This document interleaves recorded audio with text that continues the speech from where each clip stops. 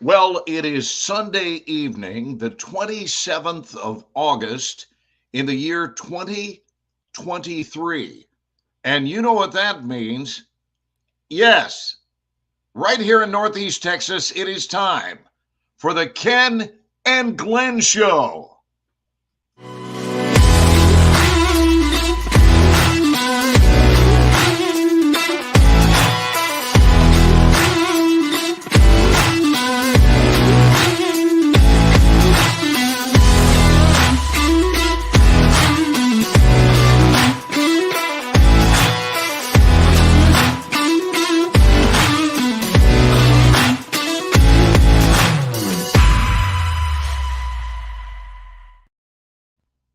And now, our host, Ken Walls.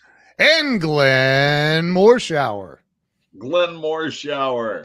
Hey, Ken. Too long. It's almost been, what, 24 hours since I saw you? I think so. We met at a Whataburger in Sherman, Texas last night.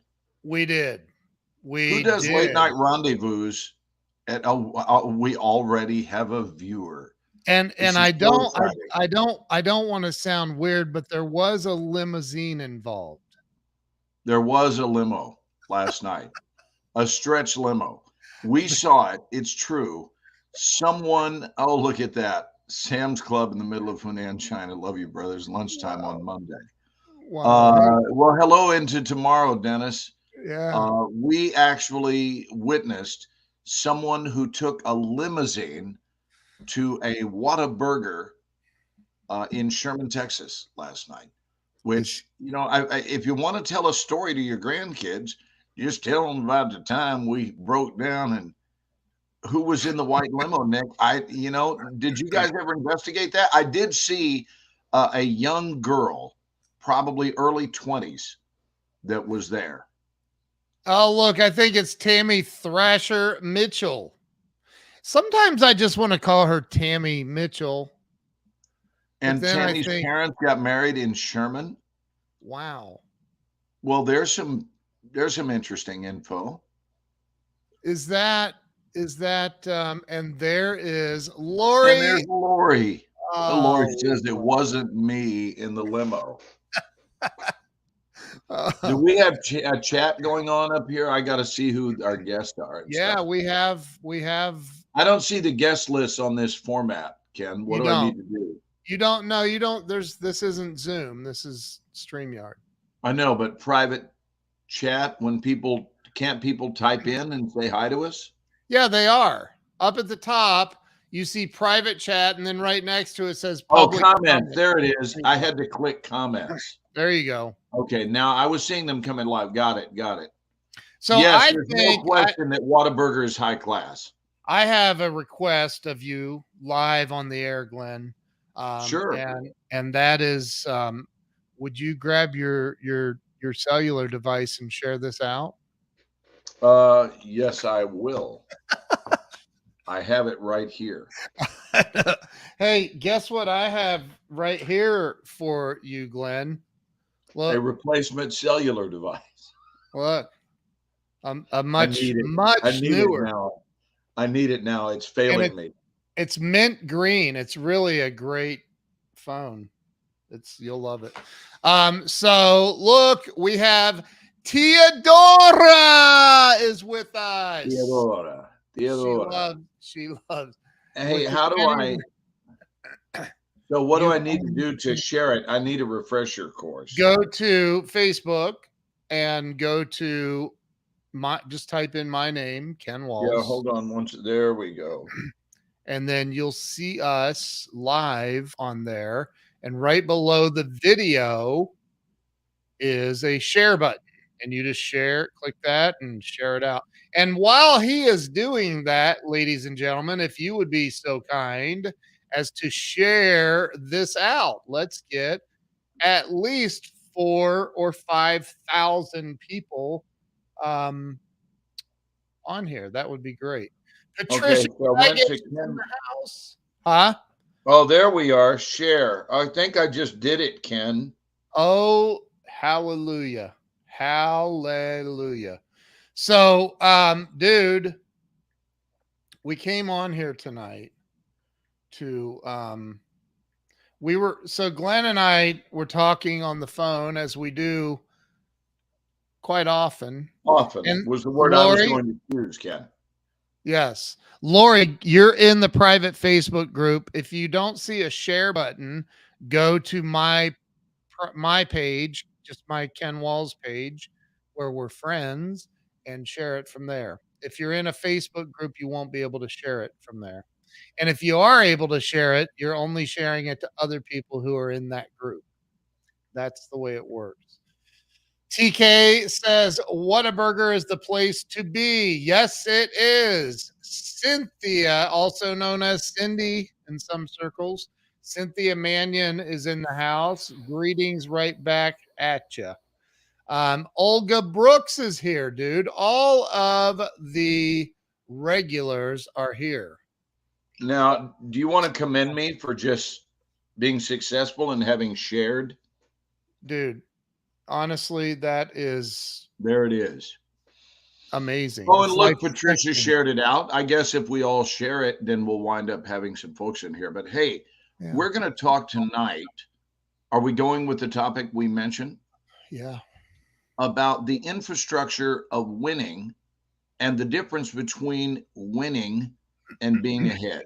Yes. And when I say winning, I want to be clear that I'm not talking about the Charlie Sheen catchphrase of winning. I'm not making light of this, Ken, at all.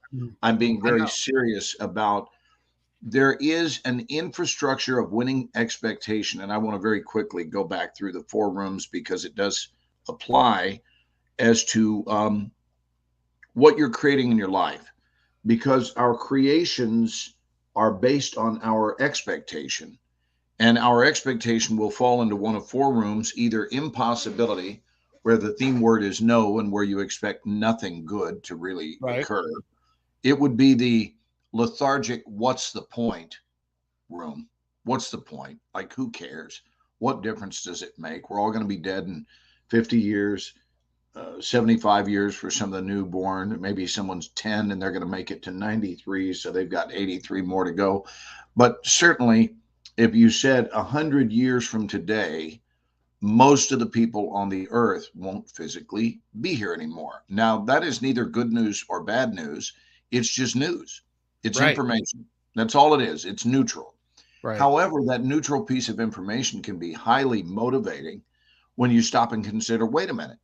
So what is the difference between now and 100 years from now? And the difference is that right now I'm in this familiar looking shell, this encasement known as Glenn, and I'm looking over at your familiar encasement known as Ken. And we are Ken and Glenn for now. And there will be a time when we won't be. But the only thing that makes, to me, a departure tragic is if you didn't do your job when you were here to do it. That's when your departure is tragic. What is tragic about leaving if when you were here, you did your job? And what does it mean to do your job? It means to do the job of being you.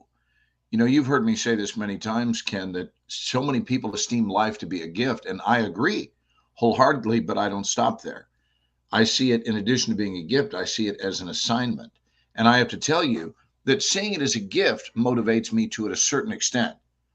But the thing that really lights the fire under my butt is that I don't just see it as a gift, I see it as an assignment. So now I'm on point and I'm very purposeful with regard to the work that I hand in on a daily basis, because clearly that's what we're doing.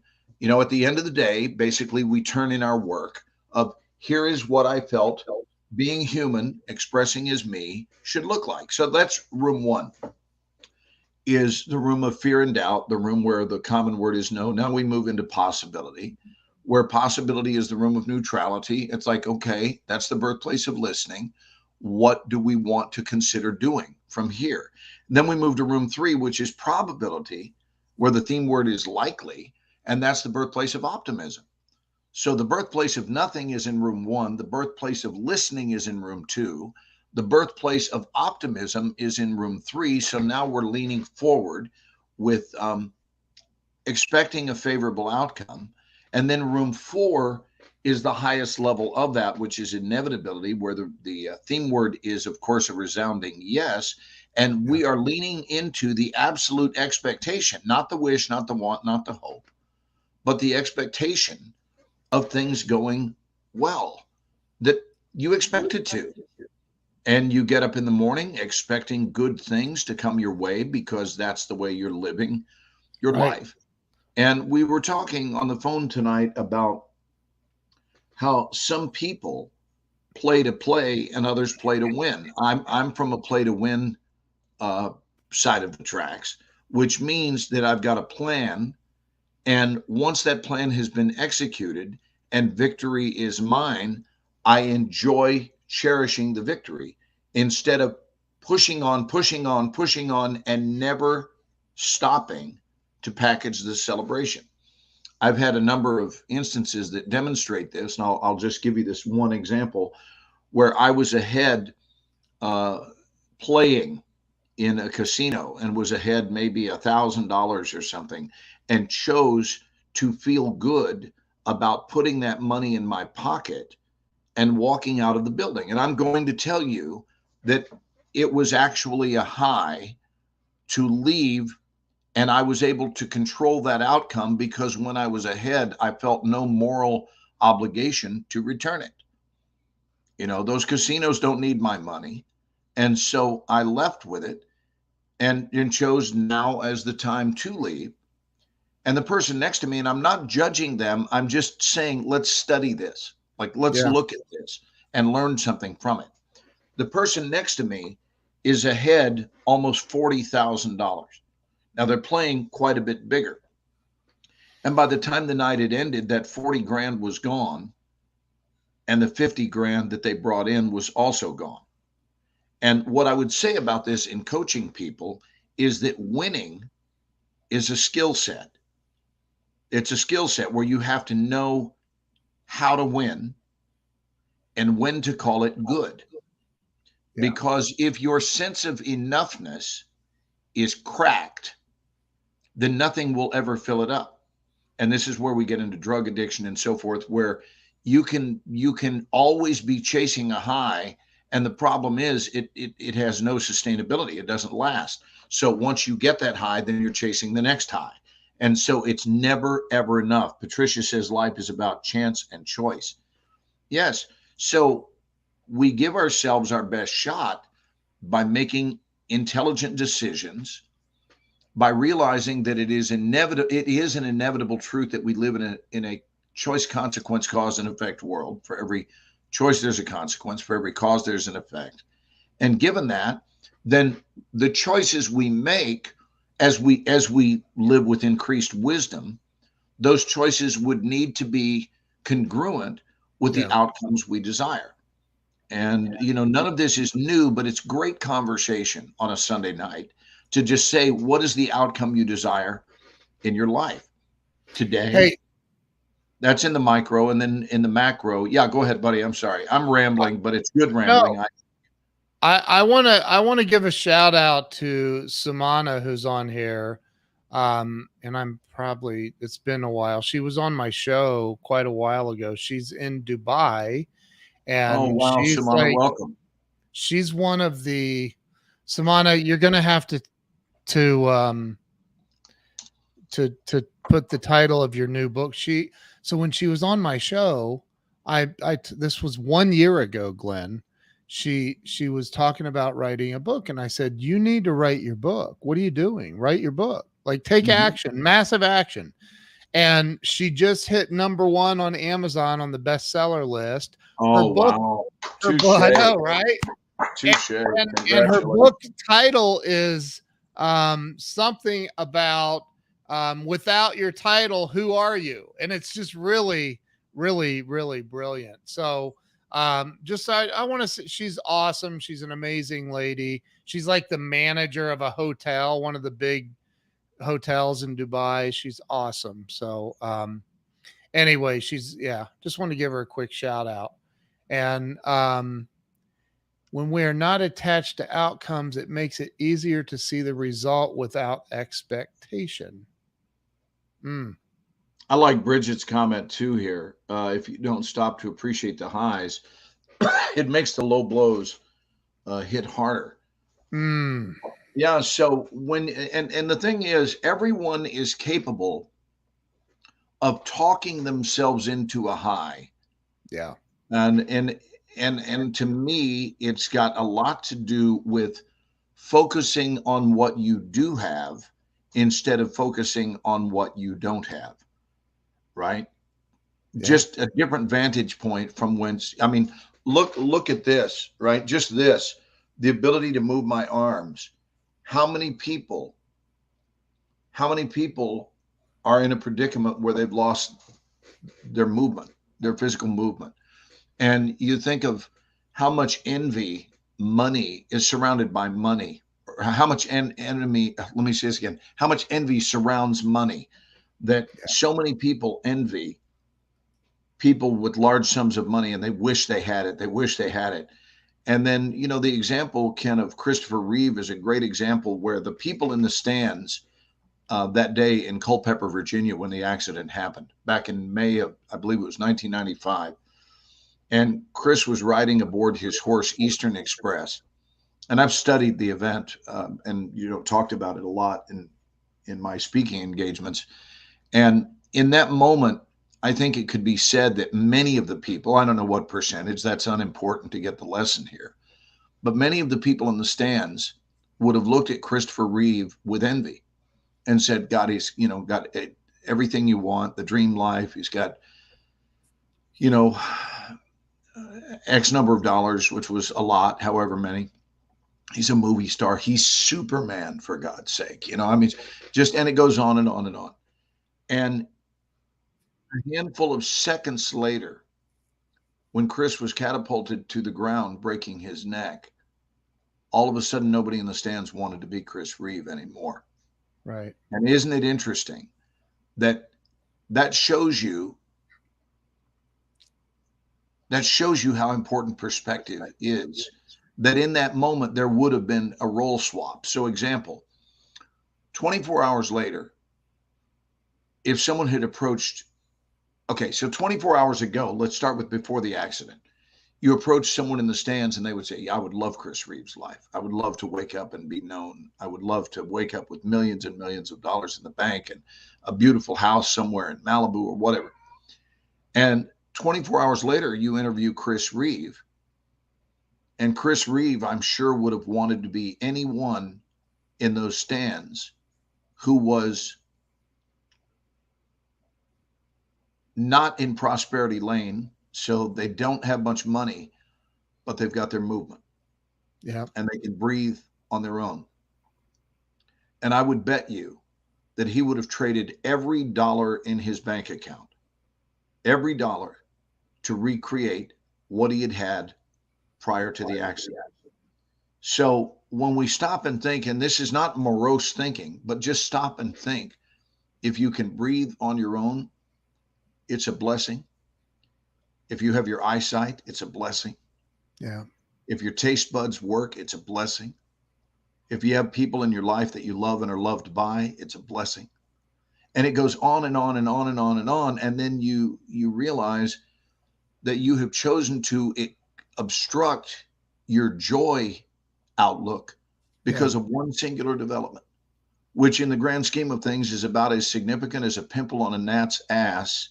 It really is not a big deal, but we're not spending enough time being grateful for the miracles that we have. And that's why these small deals are actually now big deals.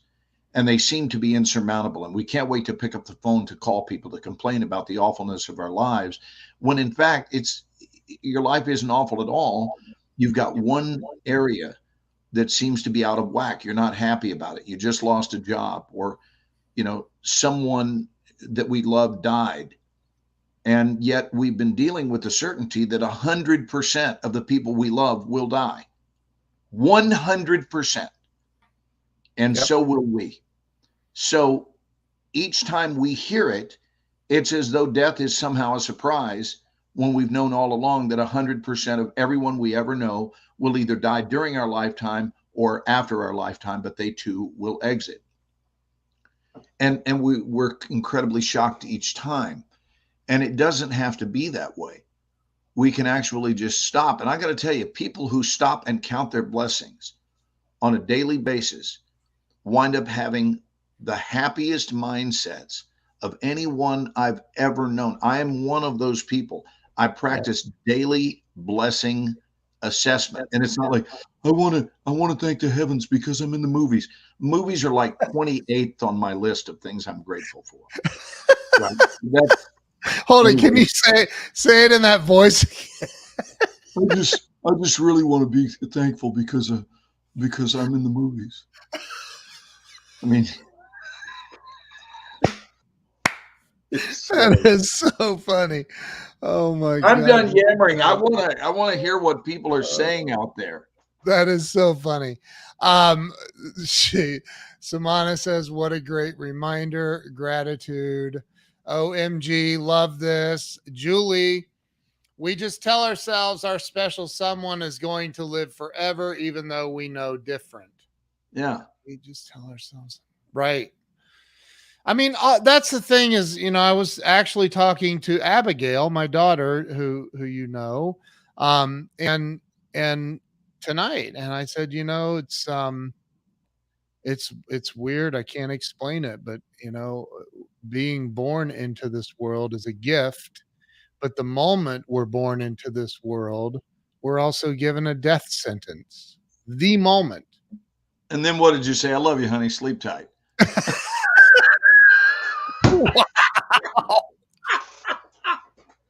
Well, so I want to say thank you to Glenn. There's a reason. There's a reason you're up for top parenting.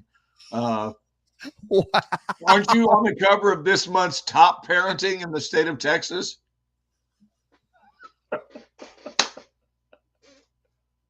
Oh, that's so messed up, man. What is wrong with you?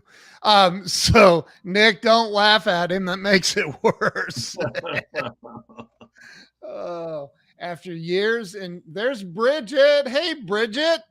After years in death care, you learn every day above the ground. Every day above the ground is a good one. That's right. true. That's true. And now Corey's going to join in on the laughs. She will remember that conversation.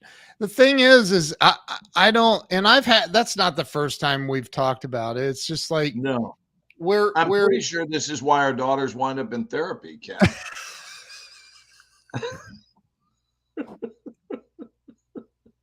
Welcome to the Glenn and Glenn show.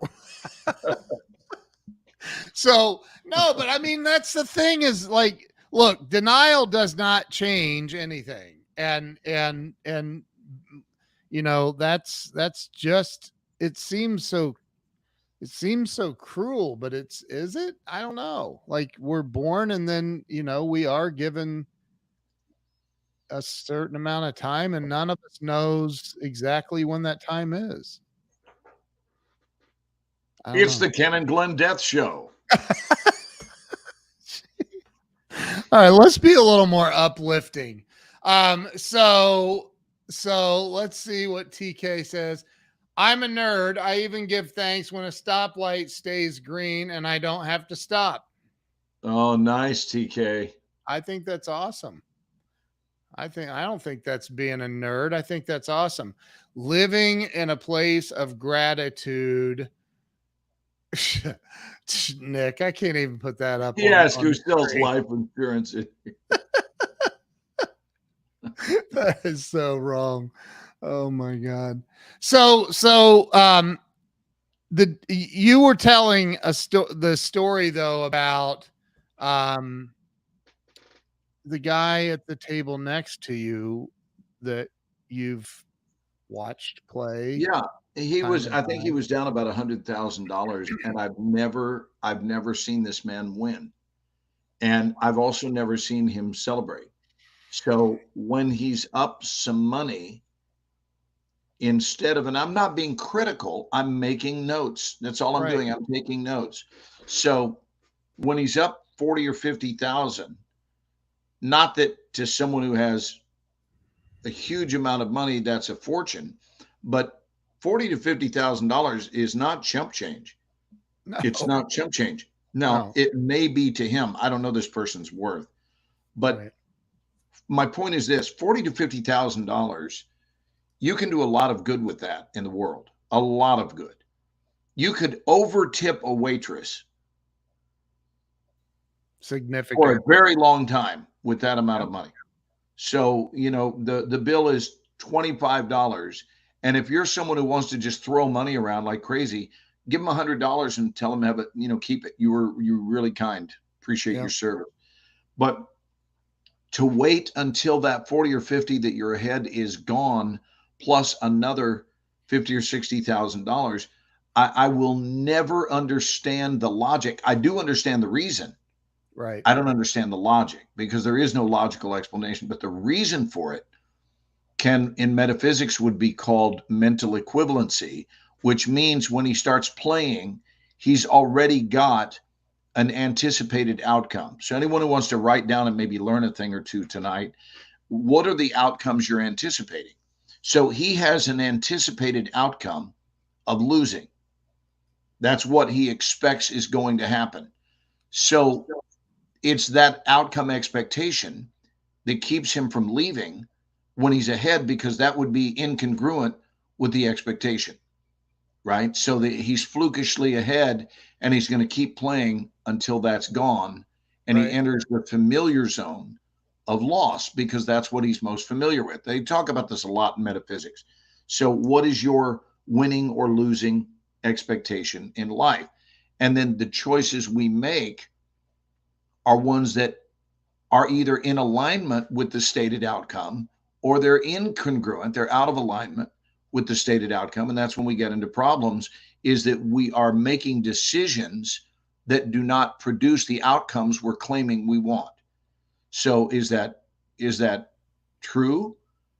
Or is it, meaning, is it true that we really want those outcomes? Or are we ready to receive them? The rules of addiction. What about the rules of addiction? Patricia, what about it? Say more on that. Yeah. Thank you, Jeffrey Wolf. Appreciate you, brother. Some people just fight their own success. That's well stated, right? So Very well. success shows up, and they're not ready to receive it. So Yep. I think that what can be gleaned, among other things, from this is that we put out the welcome mat for what we're ready to receive in life by declaring our candidacy to receive it. We actually just say, I'm ready to receive this good news, which is not the same as I want to receive it. Right. Instead of I want to, it's but are you ready? And I say this to my students all the time. Well, I want to have a career as an actor. Great. Are you ready for it? Because I've watched you work for a few months and the indications are that you're not ready for it. So please write this down tonight. Wanting what you're not ready for. Wanting what you're not ready for would be a primary reason that these things don't show up. We fear our own power when we succeed. Not everybody does, but I understand your point. Why do you think that is? Mindset of familiarity. I agree with that. I do. It's Yeah, the the mindset of familiarity. Yes. But I why do agree. you think, Sumana, why do you think we fear power, um, our own power, when we succeed? What is there to be afraid of there? Yeah. I think that people are John Maxwell calls it the law of the lid. That people are, maybe you're brought up in a house where um, there was a limit, an income limit, The a ceiling, belief yes. limit, right?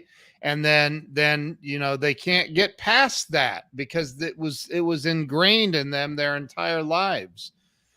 She says because we are not used to that. Mm-hmm.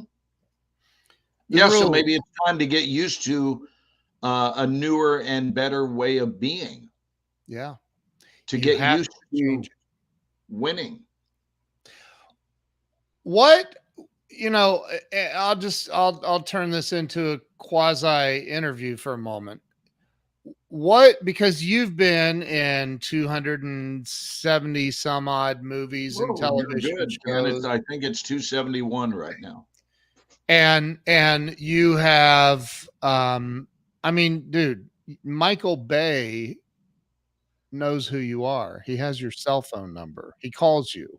Yes. Steven Spielberg has called you. No, he has not called me. Oh, I'm sorry. No, I know Steven, but he has Okay. not called me. Well, And Steve, it's I'm a time. little irritated about that. I'll be It's honest with you. time, Steve.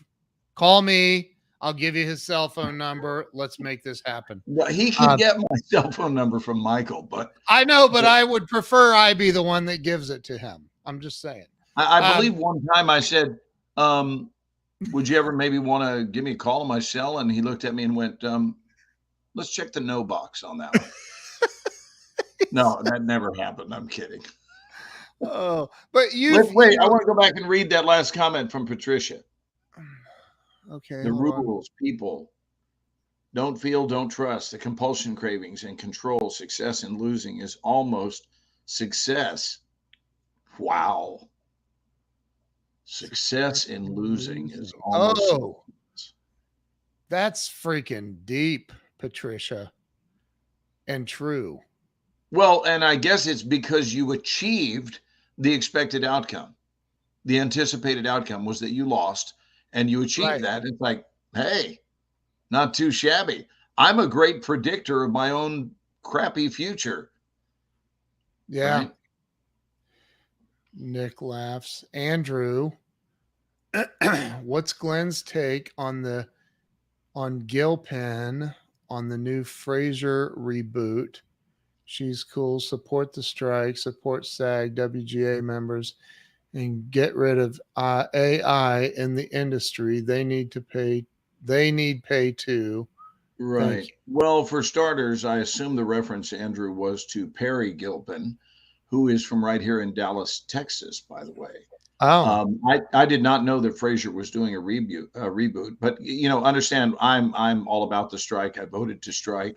We've been on strike now for 6 weeks, and this is not an example of crossing any lines because Ken and I don't do this for income, and we haven't done one in a long time. By the way, we just get together and open our hearts and minds and talk, and it's great. So basically, we do what we do on our own, but we flip on a camera and do it, and then it opens itself up for discussion. So I am completely in support of what we stand for in the strike, and Ken and I are not collecting residuals, and we're not replacing one another with AI or anything like that. So I don't know about Perry's position, but definitely I support the strike. And they can't get going because it's a SAG show. So is that something that was supposed to be new for the fall, Andrew?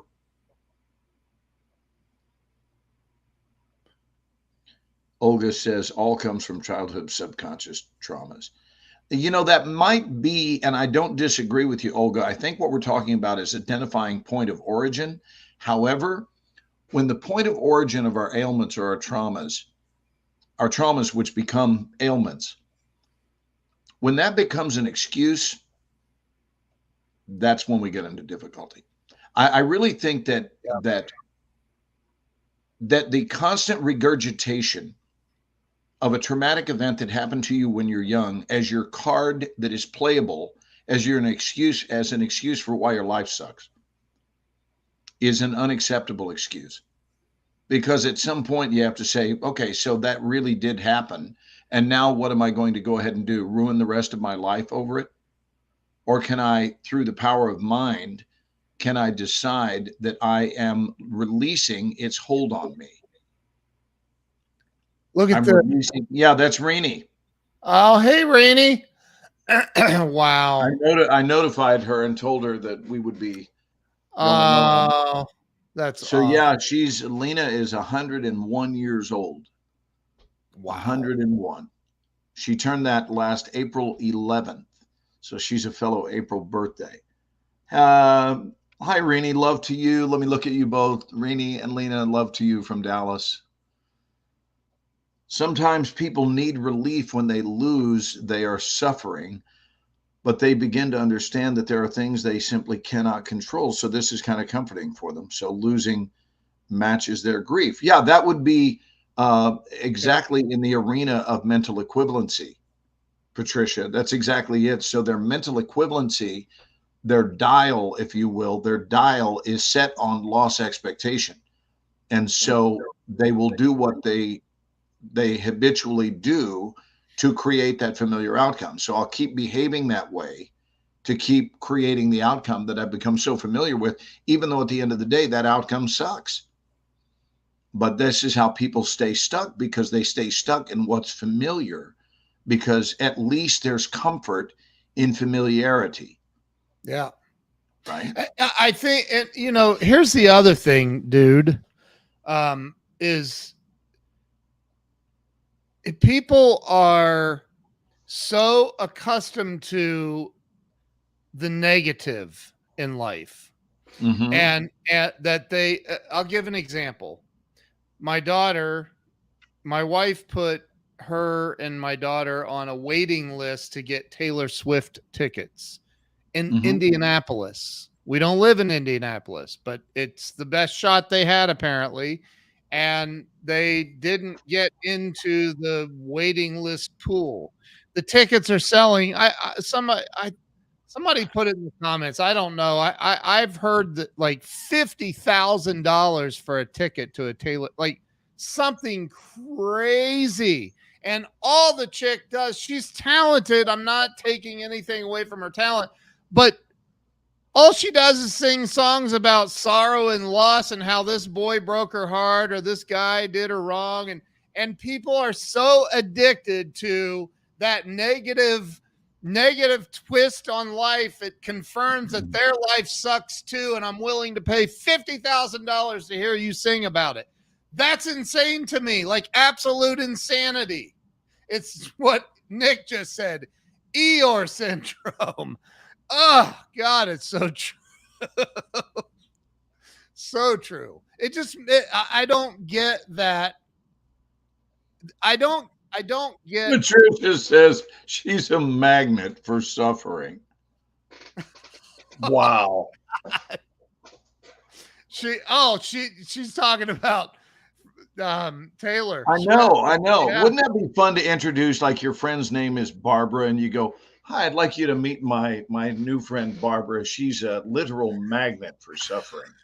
That would be such a cool introduction, just to see if anyone's even listening to your humor. That is so funny. Olga says up here, people don't even know what the trauma is. Subconscious is kind of like a secret keeper. When you find out what it is, it creates the shift already. It does become an excuse when it's a pattern. We are saying the same thing, probably. Bridget says, a great icebreaker there. That is Right. That is so funny. She's a master of chronic pain and suffering. I mean, dude, right? It's like, I don't know, man. I think there comes, it's like Jack Canfield said in the movie The Secret. He talked about, people say, well, you don't understand. I went through all this abuse and da da da da da. He goes, I went through it. I saw my mother abused. I saw her, a lot of physical violence that happened to me. And he goes, and now that's called the so what? So what? Right. You and I've talked, we've had, some in life that didn't necessarily go on the I love this column, but I said it didn't fall under the I love this heading. Right.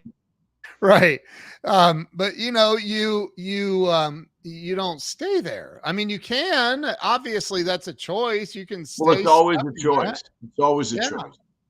But you don't have to. Yeah, but a true victim would have you believe that it's not a choice. A true victim would have you believe that if an incident like that occurs, then you're cooked. you're done, and that's all it is. And you can phone the rest of your life in, but you'll never escape. You'll never overcome that.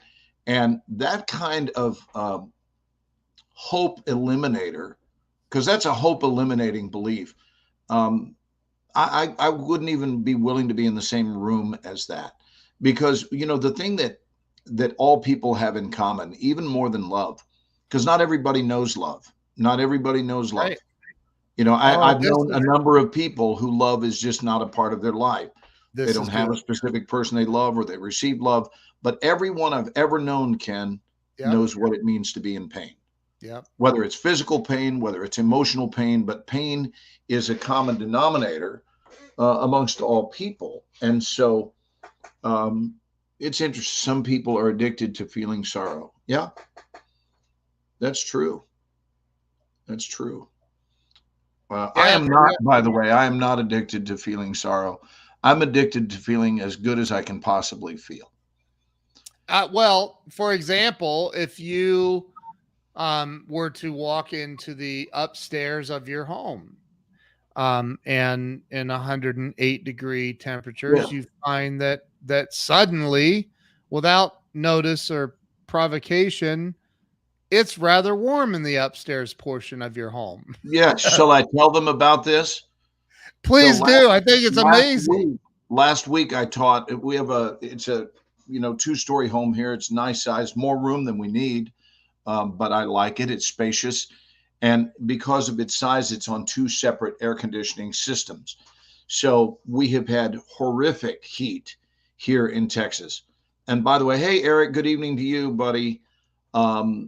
We have set, for those of you playing at home who are playing your meteorological weather games and you're keeping score, Dallas has had 9, not just Dallas, but Northeast Texas, 9 record heat days in 1 month.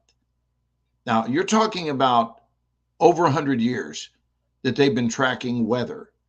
And for 9 records to have been broken in the same month, there's a story there, right? It's rare when you even get a record, because you've had 100 plus years preceding it that have been recorded. I mean, obviously, millions of years before that, before they were recording data like this. But in well over 100 years, it's unlikely that you're going to get more than a couple of records each year. It's unlikely, but we've had 9 this month. And what's happening is it's beating the snot out of air conditioning systems. It's so oppressive. The trees are just being, look, we just had a thunderstorm tonight in East Texas, back to the high 90s this week.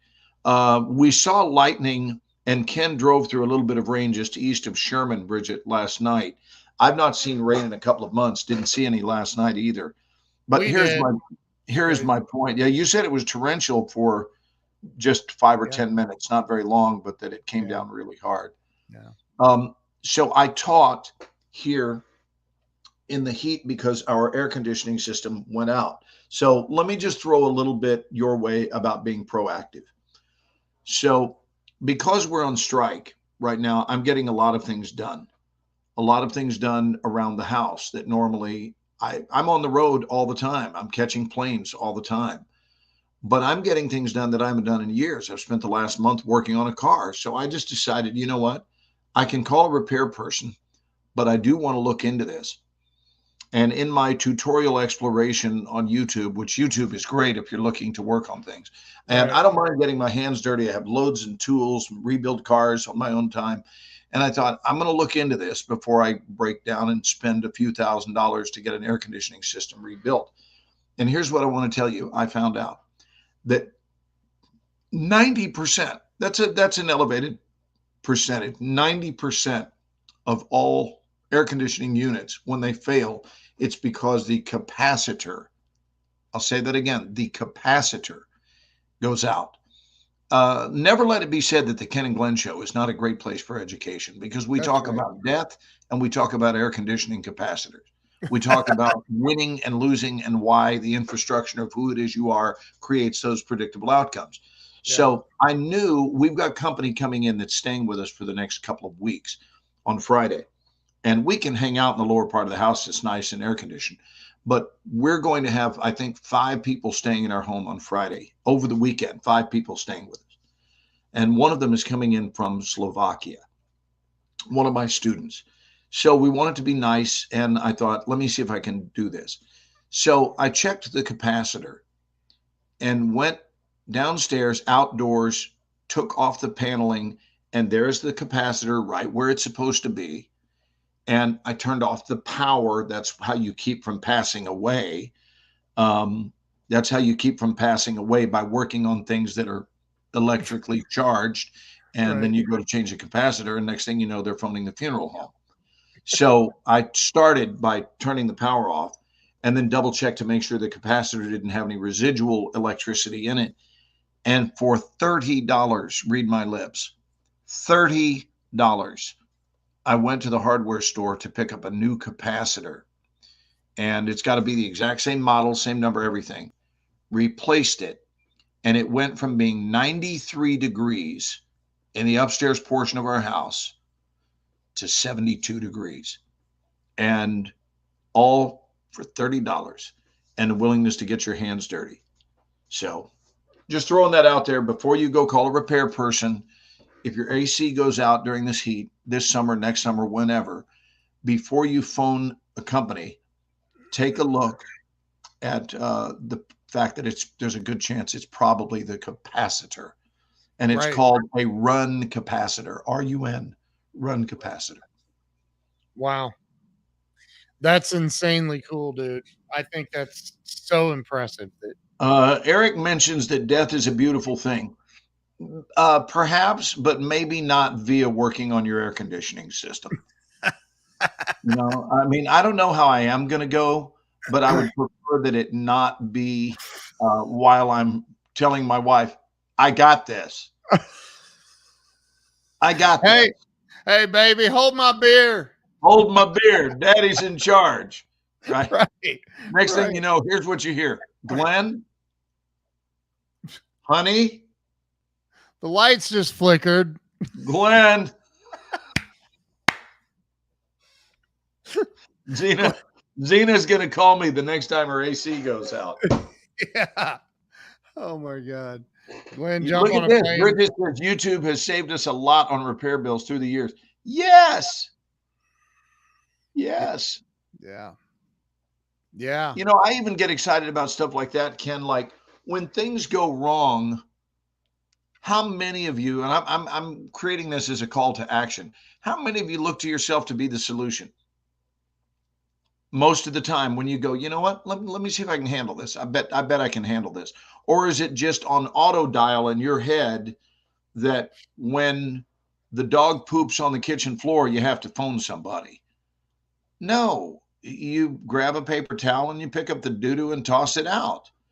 So Mm. Bridget relies, she's a self-reliant person. And I know from working with her that that's true. Well, we have these beautiful hardwood, or it's not even wood. You've been here. It's a concrete based tile floor thing. It's really awesome. No chance of dogs messing it up or cats or anything. And the other day when Jill was in Ohio, Abigail, I was getting ready to take her to school, and I look over and I said, "Your cat threw up over there on the floor, and I don't clean up. That will be laying here when your mom gets home if you don't clean it." Because that's not within my pay grade. I'm like, what? What? I can't do it. And Abigail goes, "What is wrong with you?" And she grabs paper towels and goes over and cleans it right up. And I'm like, okay, now we need to disinfect the area. So yeah, I'm not into that. So yeah. Eric says I fixed a few things. The one of the things though that like about you that I mentioned the other night in the Grow Live Academy is you um you've got this car that belonged to your father. My stepdad, yes. Yeah.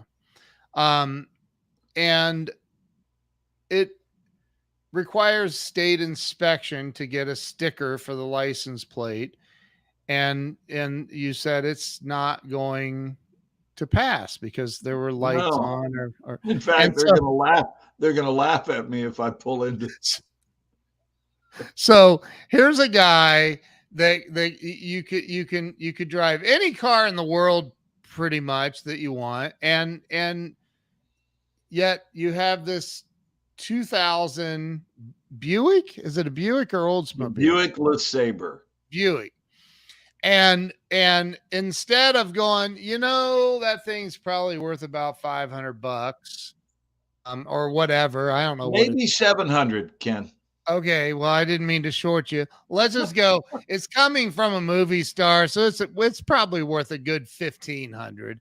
But let's get rid of it and let somebody else worry about it, which is what a lot of people would do. Right. Not Glenn. Nope, not Glenn Morshower, ladies and gentlemen. Glenn, I'm over at Glenn's house. He's like, "Come here, I got to show you this." We go out to the kitchen, and there's the freaking, what's that thing called? The valve cover laying up on the Yeah, kitchen the valve counter. cover was laying on my kitchen table. It was, and I'm like, he's like, "Look, I took all and I cleaned it," and I'm like, "It looks pretty damn new now, dude." And he's like, "Yeah, it is."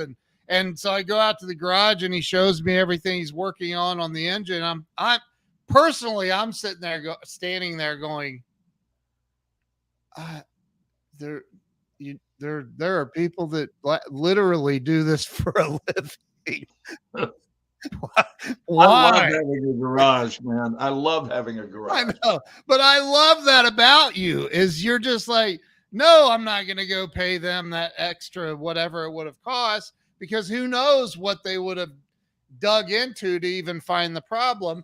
And you methodically replaced just about every single part. I think I put in, that car. I replaced 9 items in this car. Wow. And as a result, it runs perfectly. Now, to be clear, this isn't even the car I drive. This is a third car. The fourth car is out in Los Angeles, but I got a beautiful Infiniti a little over a year ago. I bought it in March, took a couple of months to deliver, but I finally picked it up last June. So was it July, August? It's 14 months ago. Yeah. And that's the car that I love driving around everything. But this car belonged to my pop, and I was with him when he bought it. And so it's got a really cool place in my heart. And my pop's name was Harry, and all of his employees called him Mr. Harry. So we decided over the weekend that we would name the car. Now, I've had this car since 2005. That's when he died, and that's when I got his car. And for the longest time, I could smell him in the car, right? I still had pop smell. It was really cool. I can't smell that anymore, but we decided to come up with the name for the car, and we named the car Mr. Harry. And I took Ken to his grave a few weeks back, and even his gravestone, his headstone says Mr. Harry. It says Harry Morshower, and under it, in quote marks, Mr. Harry. Yeah. So I decided to name the car Mr. Harry, and I'm going to drive it over to the cemetery this week just so I can go, Mr. Harry, I brought Mr. Harry, and show him that I've hung on to his car, and it runs beautifully. And the fact that the state of Texas approved it and passed, it's running better than it has ever run since I got it in 2005. And it's a backup car for anyone that comes to visit us. They'll always have wheels to drive. But I think in truth, Ken, this comes down to this. If you're going to keep something in your life, either fix it up or get rid of it. You're one of the two. But don't just have it in your life. Come on. Have it working in your life. If something, and the same is true of relationships. If you're going to have a relationship, then have it working. If you're going to have, why would you have that old broken lamp that's been broken for 8 years sitting in your living room? And someone's like, yeah, well, the switch doesn't work. Well, then fix it. Right. Or put it in a garage sale or sell it or do something, throw it out. But what is the point of holding on to a broken lamp? Yeah. So, and it's interesting because you know what? Most of these things that are broken in life, I'm going to look right into the camera when I say this. May I shift gears for just a minute, Ken, and say something Yes. from the depth of my heart? Yeah. Most of the things in your life that are broken are fixable. Most of the things in our lives that are broken are fixable. And what's with the delay in fixing it? Because it's interesting that when something takes 8 years, it didn't actually take 8 years to fix it. And people are amazed if that broken lamp was out of service for 8 years, or maybe it's 12 years or whatever. Maybe it's only a year. That through the art of intentionality, when you just make up your mind to say, you know what, I'm tired of a broken lamp being in my house and I'm not ready to throw it away, but I'm ready to do one or the other. So I'm going to make a decision today to do one or the other. I'm either going to fix it or I'm going to let it go. And then when you decide to fix it, if you just look at what's involved in the repair, it's a trip to a hardware store for a part and possibly some pliers to twist wires together and some tape. And your total work time on it, maybe 30 minutes. But you haven't been able to find that 30 minutes for 8 years. And that's all it is. It's 30 minutes. So take a look at what's broken in your life that's fixable. And there's nothing more important to fix than our opinions. By Our the way, take on Glenn, you haven't been to Nick's house yet. We got to take you I out. will be going to Nick's house sooner probably than he wants me to. He would welcome. He'd stay up and wait on you to get there tonight. But he has a short bus that is sitting in his driveway. A metaphorical short bus or an actual short bus? A real short bus. Okay. Sitting in his driveway. And what's going on with the short bus? Well, he's having a starter replaced in it this week, I believe. But he bought it. He was going to fix it all up and wrap it and make it a Lux Blades bus and take it around to events and do all this cool stuff with it. Take out the seats and, really make it something kind of cool. And he has decided not to. It's a big undertaking to do all that. So he has a short bus. It's literally a bus at one of those. So what are you going to do with it, Nick? And hello, Daryl. Good to see you. My buddy Daryl Goldberg just came in the room. Hey, Daryl. I've seen Daryl on here before. Yeah, he's going to sell it. He's going to sell it. Okay, well, see, that's great. Yeah. And then someone else, I'm sure, will take it on as their project. And here's the thing. You know what the bus wants, Ken? The bus wants to be repaired. And it doesn't care who does it. Right. So if Nick is not going to do it, I can hear the bus going, cool, then sell me to someone who will. Yeah. And then that bus can be back in service and be serving people. And it's just so beautiful. Yep. Because if we're not going to let something go and we're not going to fix it, then we are blocking its right to live in a state of preparedness. Come on with it. Come on, man. That's freaking It's really awesome. true. We're standing in the way of something's right to be working efficiently if we're neither going to sell it nor repair it. We're just saying, you know what? You're going to just sit over there and suck. That's so true. That's what we're doing. We're saying, you know what? You can just sit there and suck the same way you have for the last 9 years. Wow. And that item is sitting there going, that's not very nice. And that's one of the reasons we get to be human. You and I are going to do a show on the gift of being human. That's going to be the topic, and how we hold dominion over all the world, because here's the deal. That bus cannot fix itself. Right. I mean, I'm not saying that as a duh to the audience, but it can't fix itself. So the heavens had to create this species known as human beings. You will never see a German Shepherd fix the bus. You're never going to see a polar bear fix the bus. A cat nor a dog will never repair that bus. But you know what can? A human being. Yeah. Human beings are extraordinary, and all of us get to be human. That's so cool. So are you using your humanness to benefit the world the way the world deserves to be benefited by the fact that you're here. You are the person that can fix all of the things that can't fix themselves. How cool is that? We are the one form of life that goes, I got this. I got this. Let me make a difference. Oh, really? We can't fly? I tell you what, let's invent a machine that can. It'll be called an airplane. And we will look up at the things that can fly, which are birds. We'll look up at their underbelly, and we will design something made out of metal that looks exactly like a bird does. And if you look at the underside of a plane when they're flying over, it's literally a big bird. That's all it is. So its design was clearly based on a mind that went, we don't fly, what does fly? And let's design something that replicates that which flies, and then it will probably fly. And they were right. They were right. Hello from Norway. Look at this. He's in hell. That's Joachim. He's in Grow Live Academy. It's an actual town, isn't it? Hell. Yes, hell. Yep. Paradise on earth. Does the tourist department tell you to go to hell? Right. Right. That's what I would do if I were a resident of hell. If I were the mayor of hell, I'd be telling everybody to go to hell. Right. Right. I want to buy stock in G. Moorshower. Well, and Daryl, I think I may talk about this at the university at Platt College in November, is this idea of what a privilege and an assignment it is to be human, and how typically human lives are so grotesquely underlived that they could be so much more. And that's Patricia. Yeah, Patricia's my buddy.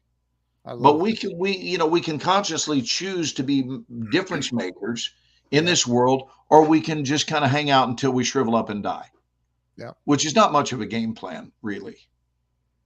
No, not at all. Daryl says that's a great topic for our students. Yes. That's awesome. Wait, there was a live strolling through hell?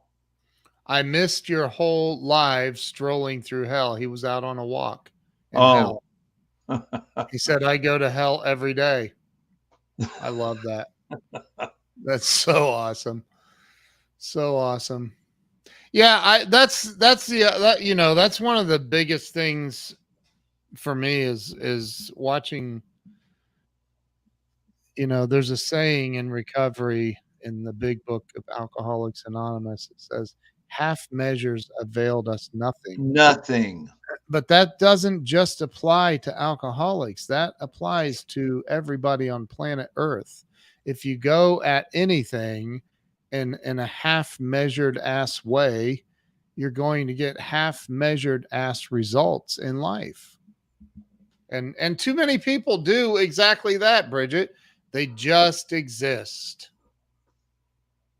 They just exist. I love that this is interactive. I do too. I would love it. Just welcome all of your chime-ins. They are not only are they not interruptions, they are the show. That's really what the show is about. It's all just getting together and talking. And the show was formed during the chapter of COVID. And it's taught us something very valuable about reaching out and connecting. Monster Donut gratitude for both Ken and Glenn. Such a great privilege to know you and have the gift of knowing you. Your hearts are monster. We have brotherly hearts. I'll promise you that. Ken and Glenn we are identical in the heart realm. We have peripheral differences, which are inconsequential because the heart trumps everything, right? The heart really, really is the most important thing, and it overrides any of our differences. Our differences are rendered meaningless. In fact, they're kind of cool that we are different. Ken and I are not the same person, but boy, we love each other identically. We do. It's true. It is true. I love that the timing is always, Glenn called me last night when we were on our way back from having an amazing dinner with Charla and Skip. It was so awesome. Nick, in what town in Oklahoma? Fort Towson, Towson, Towson. And which is that's where Charla is from, that area. And so we went to this beautiful steakhouse that used to be the train depot in this town. Mhm. And it was just absolutely amazing. And so we're driving back, and Glenn was making a late night trip up to Oklahoma, and calls Yes. and says, "Hey, did you make it back from Oklahoma?" I said, "We're on the way." And he's like, "Oh, whereabouts are you?" And I said, "Well, we're on 82 going blah blah blah." And we decided we were going to be about 2 or 3 4 minutes from literally intersecting, crossing paths. And that's when we decided that we would converge. I love that word. That we would converge up on Whataburger and meet in the parking lot. Where we would discover a white limousine there because someone said, "Hey, baby, there is no limit to what I will spend on you. Let's go to Whataburger for dinner in a limo." It was Prince. Look, Jamie Green, the Solar Queen. Jamie Green, the Solar Queen. Wow. Jamie, you should clip that. I mean, you've got a movie star screaming out That's how good your branding is. You've got Glenn Morshower shouting out Jamie Green, the Solar Queen. Now, there's an extra T in that we don't need for Whataburger, Jamie. I want you to spell it correctly. WHATABURGER. No That's double right. T. No double T. But you will be in double love with their burgers. Like some people. There it is. There's there is a certain amount of people that say that In-N-Out is the way to go, and I'm in the other category, and that is Whataburger is the way to go. I personally think Whataburger is much better than In-N-Out, but until one of them endorses me, I'm kidding. I'm a Whataburger fan. Love. Have you seen? Is it Joaquin? Is that how you pronounce it? Joaquin. It's not, because Joaquin's comment makes it look like it's a follow-up to Bridget's. Bridget says Whataburger is the fuel of champions, and then you look at Joaquin's comment next to it. He immediately says some people are dead, still moving. It's almost like his response says, Whataburger is the fuel of champions, and most of those people are dead. Bridget will tell you that I pretty much lived on Whataburger when we were filming our movie in Longview, Grumpy Old Santa. I would run over, I would see catering and say, I'm going to disappear. I'm going to disappear and head over to Grumpy Old Santa to the Whataburger, local Whataburger there. And okay, now Jamie, go to Buc-ee's. That's Ken's arousal spot. Jamie, and tonight is good thing we're not having a spelling bee of restaurants here locally, or Jamie would be not winning. Buc-ee's is, because when I tell my phone navigate to Buc-ee's, it says getting directions to Buc-ee's. I'm like, what? It's BUC-EES. Buc-ee's, BUC-EES, and their mascot is a beaver. Yes. So, and they have arguably, I hope my friends at Tender are not watching, but I don't care. They have the best barbecued brisket in Texas. There, I said it. I'm probably going to be asked to leave the state now, but it really is.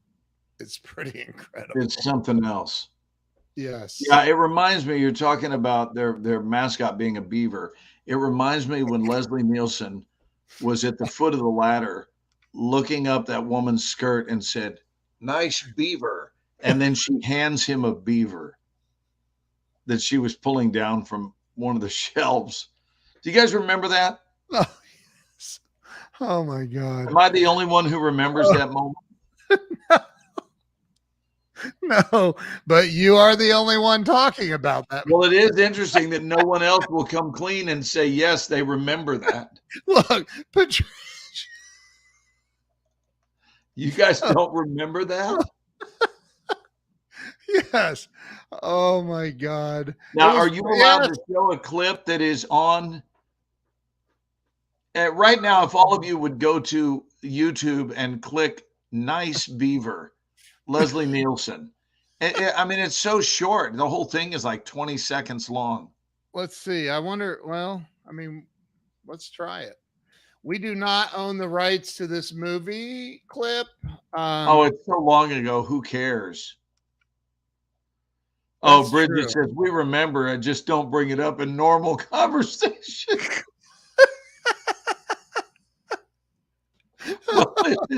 Wait, when was the Ken and Glenn show? When was the Ken and Glenn show known for its normal conversation? Right, exactly. Oh my God. Clearly, Bridget has not spent a lot of time with us. Look at what Corey says. Corey That's Calvin is awesome. announcing the arrival of Buc-ee's in Colorado. Wow. Oh, Daryl said he's with me on that. The first Naked Yes. Gun. It's 15 seconds long. I said 20. How's my guess? That's pretty good. Let's take a look. I wonder, do you think it's still copyrighted? Do you think the copyright people are looking to bust two grown men who want to look at a nice beaver clip? We could just tell them this is a hunting show. And by the way, what if they said, what would be the response if we sent in a thing and said, listen, would it be all right? Would you mind if we played a beaver clip? What if they said, we don't give a damn?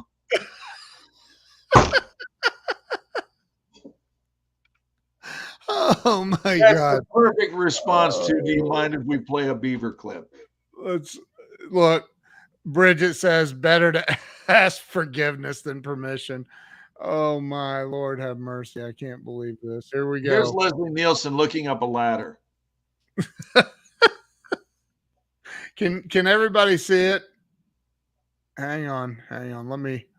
Let me get rid of this. And I mean, it's available. Anybody can go on YouTube to see this. So it's like, I know. Leslie Nielsen would be delighted to know that you played it. Is Leslie Nielsen still alive? No. I didn't think so. Okay, here we go.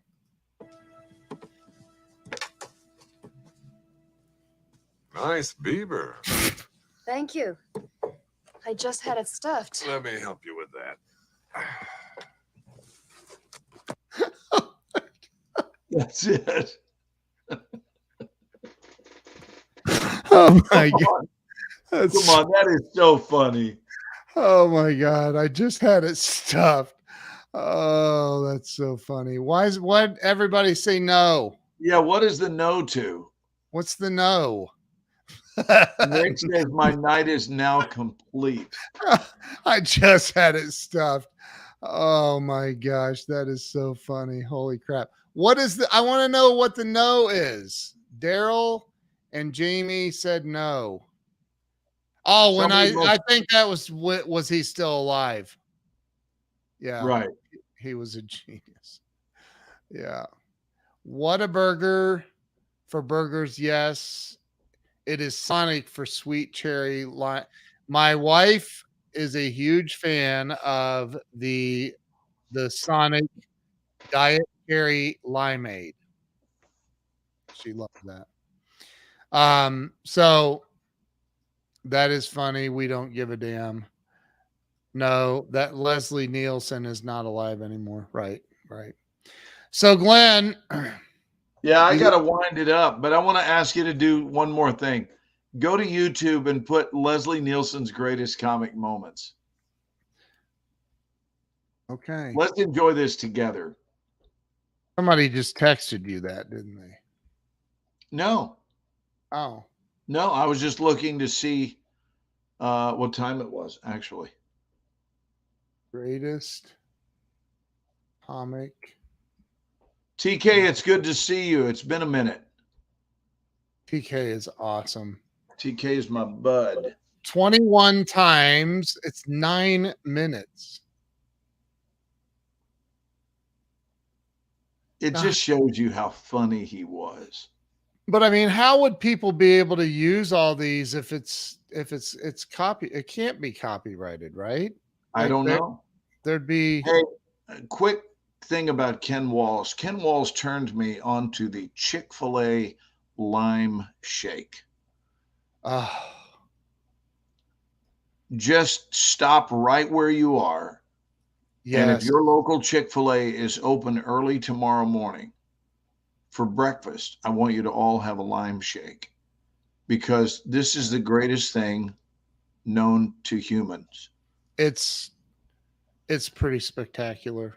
It The really lime is. shake at Chick-fil-A. Don't even go there for their chicken. But if you have to, a simple like chicken deluxe sandwich, which is what I would recommend, the spicy chicken deluxe sandwich with a lime shake. It's Oh, Eric's going to jump on the lime shake. it's ridiculous. I mean, I'm not. It's yeah. It's absolutely ridiculous. Let's watch a little bit of this. Not the whole 9.5 minutes. Let's So watch- you're going to find yourself addicted to it. Go ahead. Okay, here we go. I'm Lieutenant Frank Drebin, Police Squad. And don't ever let me catch you guys in America.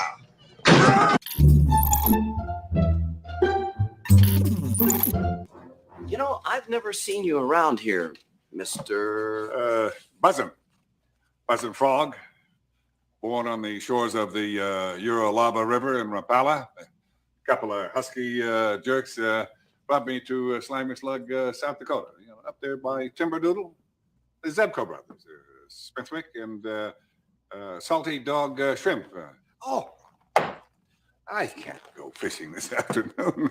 I've got a big meeting over at Minstrom. This way, sir! God, this is exciting. You're excited? You should feel my nipples. Same old story. Shade. Boy finds girl, boy loses girl, girl finds boy. Boy forgets girl, boy remembers girl. And girl dies in a tragic blimp accident over the Orange Bowl on New Year's Day. Goodyear. No, the worst. I wonder if my skin is. Well, good thing that worked. So you do have superpowers. We could be a team. We gonna get fame, money. Don't forget the bitches. It's happening. I knew it. You'll never take me alive. She's scrambling my brain. I'll get her. Oh, no, you don't. Get it I want. Good work, sir. Good God. The small ones have metal teeth. Jerry's kid's my ass. Please go away. I don't want to answer any more of your questions. We're sorry to bother you at a time like this, Mrs. Twice. We would have come earlier, but your husband wasn't dead then. Take it easy. Nothing's gonna happen. Hey, I didn't do anything. Oh, yeah? Well, how about this? You think we were born yesterday? You didn't do anything, huh? I've got rights. Look, Look here. He's got a picture of your wife. Walk to the door.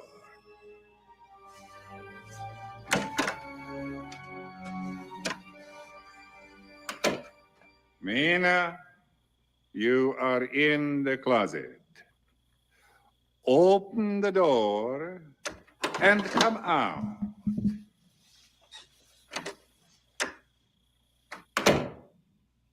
Now walk to the terrace door. Watch out for the foot. Oh, gee. Stool. Stand up. Not you. Sit. No, not you. You sit. You stand. No, sit. No, you stand. You walk to the terrace door and you go back to sleep. Watch out! Oh. Well, I'm I feel really, really weird that they're gonna ding me on this. I'll bet you that everyone here is going to go onto YouTube and finish out the rest of that clip. They need to. That is All awesome. right, my friend and my dear brothers and sisters in Ken and Glen land, thank you for tuning in and spending an hour with us tonight. Yes. Oh, he played a colonel in MASH? in an episode of MASH. And was it done straight away? Because, originally, I don't know if any of you know this, but originally Leslie Nielsen was a really well-known dramatic actor. He started out doing that and then turned around and ended his career doing comedy. But he spent more years doing drama than he did comedy. Really? Yeah, true story. Did you ever work with him? I never worked with him, never met him. Wow. Well, that's cool. Was it a comedic role or a pretty serious role, Daryl? He said he said it was hilarious. One of the early seasons of MASH. Wow. MASH was there it is. Yeah, I didn't see his hilarious comment. Yeah. All right, let's sum up tonight's show, Ken. Yeah. Before we leave, let's sum it up. Yeah. What did we talk about tonight?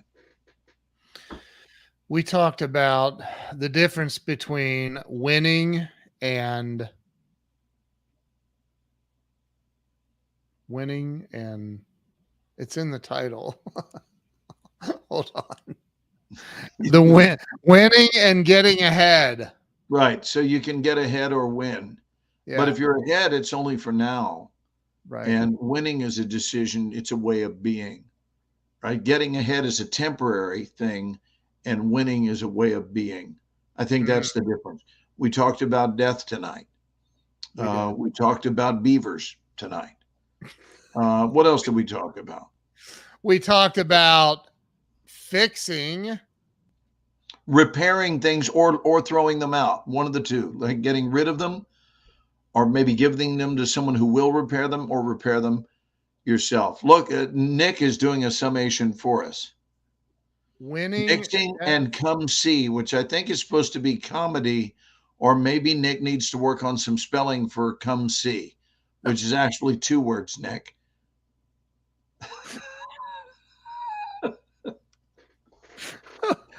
We love our Nick, don't we? We love our Nick. Beavers. Beavers and burgers. That's the best summation. Beavers and burgers. Oh, that's Lori Zapata. But yet we didn't talk about beaver burgers. Oh, is that a thing? They're damn good. Come on, somebody's got to put that on their menu. Beaver burgers, and right underneath it, they're damn good. That is so funny. Oh my gosh. Oh, look at this. Daryl's inviting you to the graduation. What is that? What are we talking about? Daryl runs Platt College out in Ontario, California. They actually have multiple campuses, but their primary location is in Ontario.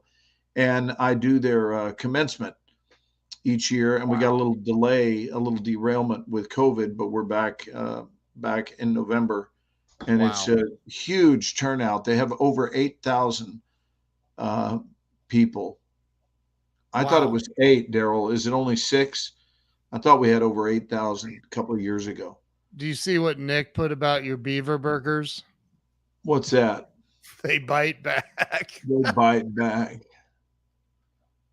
Oh, what if you had beaver burgers hold the tail? You know, you can have hold the lettuce or hold the onions. Beaver burgers hold the tail. Oh my God, that is so funny.